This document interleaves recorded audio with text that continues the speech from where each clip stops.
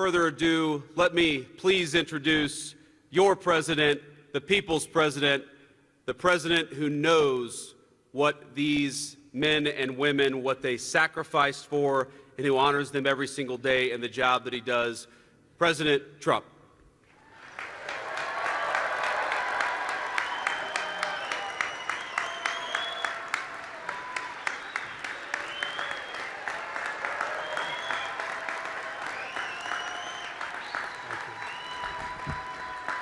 Thank you very much. Thank you.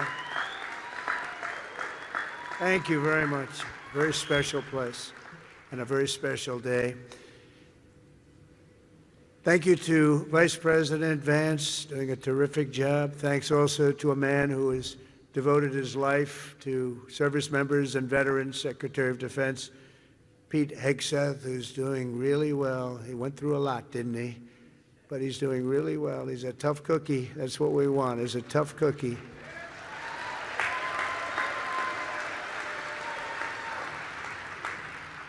And we're grateful to be joined as well by Chairman Kaine, terrific military person, members of the Cabinet, members of Congress, members of the United States Armed Forces, veterans, and many other distinguished guests.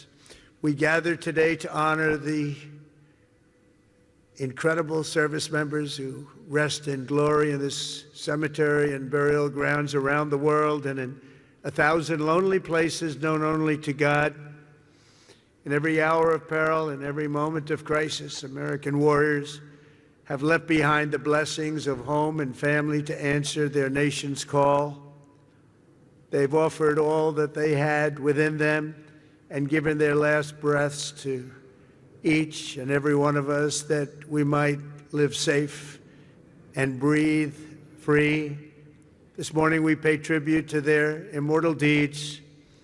We share in the sorrow of their beloved families, and as one nation we give thanks for the ultimate gift they have so selflessly given to all of us. These warriors, and that's what they are, as great, great warriors, picked up their mantle of duty and service, knowing that to live for others meant always that they might die for others. They knew that. They asked nothing for it. They gave everything, and we owe them everything and much, much more. Each of the service members who have made the supreme sacrifice for our nation has also left an unfillable void and an unbreakable silence in the lives of all who love them. For the families of the fallen, you feel the absence of your heroes every day in the family. These are great families. These are wonderful families. In the familiar laugh no longer heard, the empty space at Sunday dinner, or the want of a hug or a pat on the back that will never come again. Every Gold Star family fights a battle long after the victory is won, and today we lift you up and we hold you high. Thank you, thank you, thank you for giving America the brightest light in your lives. It's what you've done.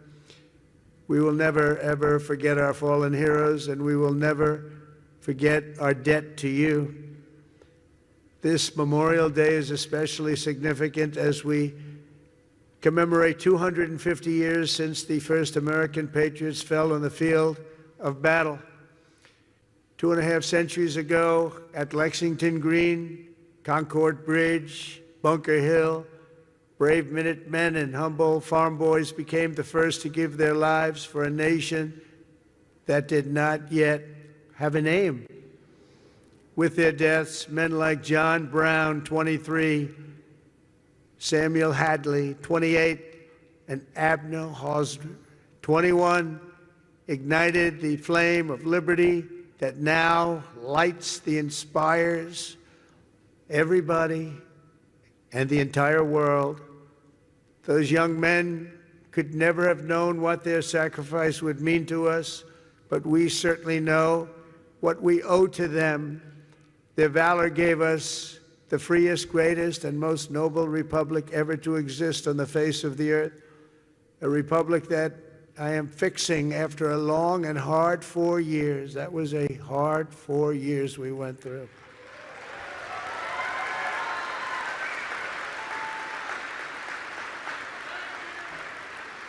Who would let that happen? People pouring through our borders unchecked, people doing things that are indescribable and not for today to discuss. But the republic that is now doing so very well, we're doing so very well right now, considering the circumstances, and will do record-setting better with time. We will do better than we've ever done as a nation, better than ever before, I promise you that.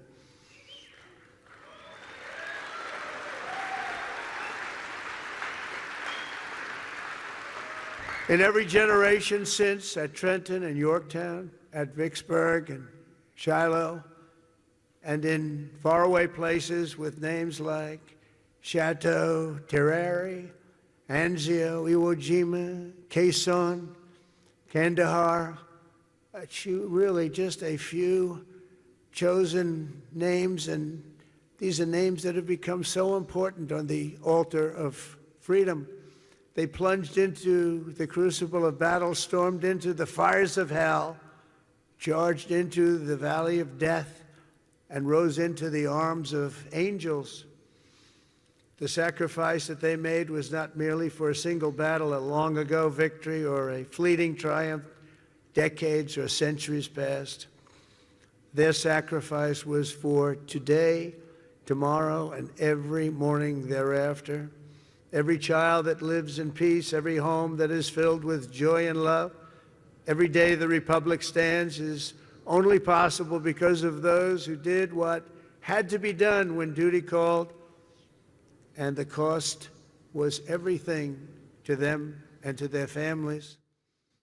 Our debt to them is eternal, and it does not diminish with time. It only grows and grows and grows with each passing year. The greatest monument to their courage is not carved in marble or cast in bronze. It's all around us, an American nation, 325 million strong, which will soon be greater than it has ever been before. It will be. And so today we uphold the memory of our heroes, as people have done since ancient times, by telling their stories and exalting their names. Senior Master Sergeant Elroy Harworth was a young, beautiful man from Earhart, Minnesota, when he enlisted in the Air Force and was sent to Vietnam. 59 years ago this very week, Elroy and his crewmates climbed into the dark skies over Da Nang on a classified mission known as Operation Carolina Moon. Their aim was to blow up a key enemy bridge, and while other crews had tried and failed, they were determined to try and get it done in face of extreme danger, and they knew how bad it was. As their C-130 closed in on its target, and Elroy jockeyed his 5,000 pounds of explosives into position, the aircraft came under unbelievably intense fire. They'd never seen anything like it.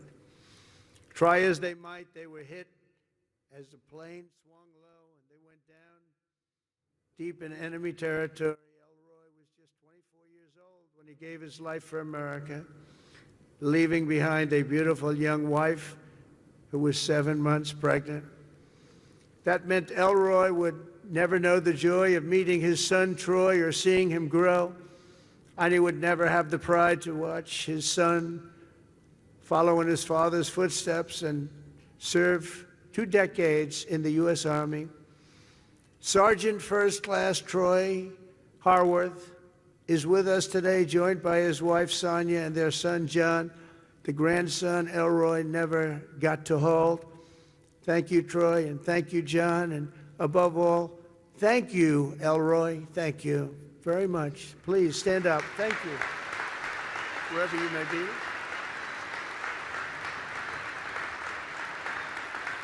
Thank you very much.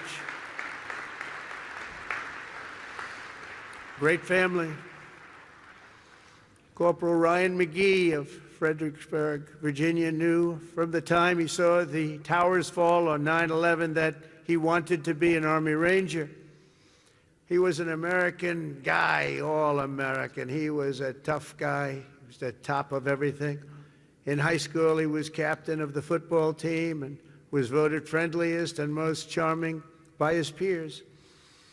Ryan joined the Army soon after graduation, and after 3 tours in Afghanistan, he deployed to Iraq.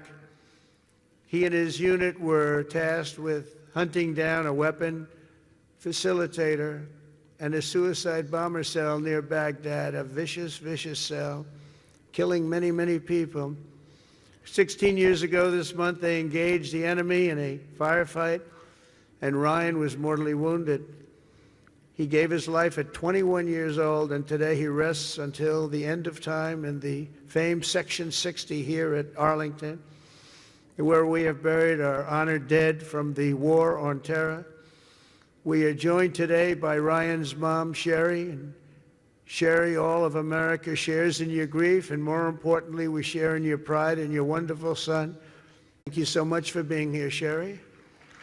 Here's Sherry.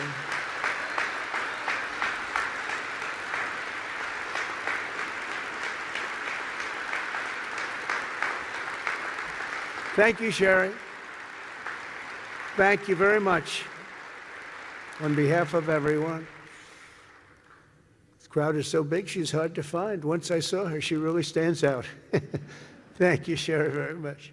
Senior Chief Petty Officer Shannon Kent grew up in Pine Plains, New York, before enlisting in the Navy in 2003, and she quickly became one of the rising stars. She was an absolute winner. As a linguist, translator, and cryptologic technician, Shannon worked alongside elite special force units like Delta Force and Navy SEALs to help them capture and kill terrorists. She was among the first women ever to do it, and she did it better than anyone. In January 2019, Shannon was on her 5th combat deployment, embedded with a team hunting ISIS terrorists through the streets of Syria, when a suicide bomber detonated his weapon, killing Senior Chief Kent and 3 other wonderful, beautiful Americans. She left behind her husband, Joe, and their 2 sons, 3-year-old Colt and 18-month-old baby Josh. Today, Shannon rests in peace on these grounds alongside her comrades. To her boys, Colt and Josh, who are here this morning, now aged 9 and 7, let me say your mom was a hero, and her love, her strength, and her spirit are always with us and always be with you. She loved her boys. To Joe, the boys, Shannon's parents, Mary and Stephen, and her sister Mariah, Shannon's name will live forever in the chronicles of true American patriots. I just want to thank you, and thank you so much for being here in honor of your magnificent family member. Stories like Shannon's, Ryan's, and Elroy's remind us of the real meaning of the day. And I want to just say, please stand up wherever you may be. The boys, I want to see those boys. Where are you?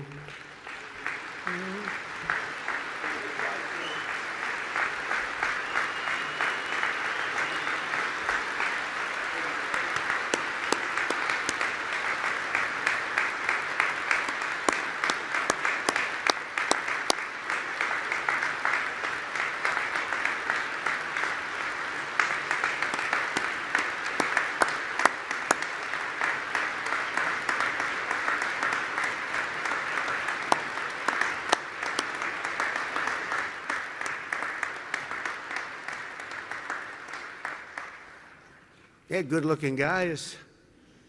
Thank you very much for being here. All of you, thank you so much.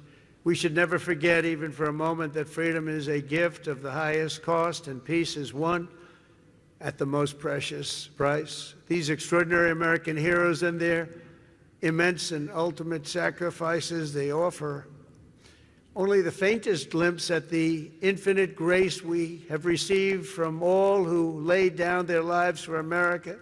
Over the past 250 years, we're going to have a big big celebration, as you know, 250 years. In some ways, I'm glad I missed that second term where it was, because I wouldn't be your president for that most important of all. In addition, we have the World Cup and we have the Olympics. Can you imagine? I missed that 4 years, and now look what I have. I have everything. Amazing the way things work out.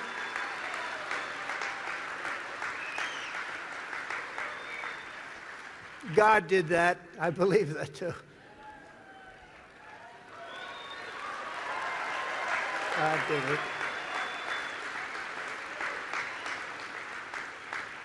You know, I got the World Cup and I got the Olympics. The 250 years was not mine. I'd like to take credit. But I got the Olympics, I got the World Cup when I was president. And I said, boy, it's too bad I won't be president then. And look what happened. I turned out, and we're going to have a great time. We're going to have a great celebration. But most important of all is the 250th anniversary. That blows everything away, including the World Cup and including the Olympics, as far as I'm concerned. In any corner of this cemetery, at any resting place for our war dead, anywhere on earth, you'll find untold stories of equal heroism and heartbreak, unmatched patriotism and devotion, and acts of selflessness and courage so enormous they defy comprehension. Most people can't even imagine it. Great poets have written that it's love which moves the sun and the stars, but here on the sacred soil, right where we are, we're reminded that it's love which moves the course of history and moves it always toward freedom, always. From Bunker Hill to Bastogne to Cantigny to Coral Sea, from Gettysburg to Guadalcanal and Concord to Kabul, America's best and America's bravest have fought, bled, and died so that we could pick up the torch of liberty, raise it high, high, high, and carry it onward to places they could never have dreamed of before. Today we honor their memory. We remember their gallantry. We just revere, in the highest sense, we just revere their incredible legacy. We salute them in their eternal and everlasting glory, and we continue our relentless pursuit of America's destiny as we make our nation stronger, prouder, freer, and greater than ever before. May God bless our fallen heroes. May God bless our Gold Star families. And may God bless the United States of America. Thank you very much, everybody. Great honor. Thank you.